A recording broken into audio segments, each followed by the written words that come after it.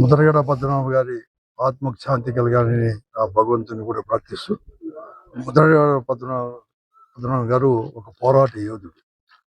అతను ఒక ఉద్యమ స్ఫూర్తి కూడా గొప్పది. ఆయన ఏదైనా కానీ ఒక ఆశయం అనుకున్నా, లేకుంటే ప్రజల కోసం కూడా ఏదైనా కానీ ఒకటి అనుకున్నా, అది సాధించేంత వరకు కూడా ఎక్కడ కానీ విశ్రమించుకోకుండా పోరాట పటిమ కలిగిన వాడు ముద్రగడ గారు కూడా.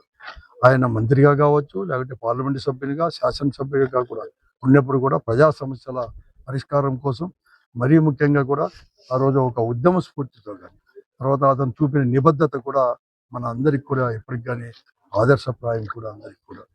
ఈరోజు అంతేకాదు, అతను ముఖ్యంగా కాపు సామాజానికి కూడా వారి హక్కుల కోసం కూడా అలుపెరగని పోరాటం కూడా చేసిన వారు కూడా. ఇదే కేవలం కాపు సామాజిక కాదు, వెనుకబడిన వర్గాలందరి కోసం, పేదల వర్గాల కోసం, వారి సమస్యల పరిష్కారం కోసం ప్రజాస్వామ్య పద్ధతిలో ఎంతటి వరకైనా పోరాటం చేశాడు.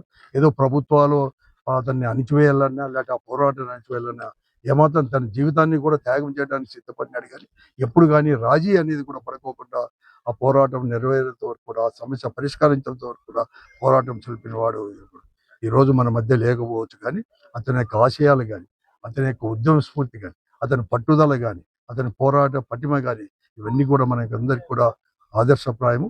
అందుకోసమే వైఎస్ఆర్ కాంగ్రెస్ పార్టీ కూడా తీరని లోటు, కాపు సామాజిక వర్గానికి కదా వైఎస్ఆర్ కాంగ్రెస్ పార్టీ కూడా తీరని లోటు. అందుకోసమే అతని యొక్క ఆశయాలు కొనసాగించడానికి, ముందుకు తీసుకోవడానికి వైఎస్ఆర్ కాంగ్రెస్ పార్టీ ఎప్పుడు కానీ సిద్ధంగా ఉంటుంది, ముందుకు కూడా తీసుకొని పోతుంది వైఎస్ఆర్ కాంగ్రెస్ పార్టీ.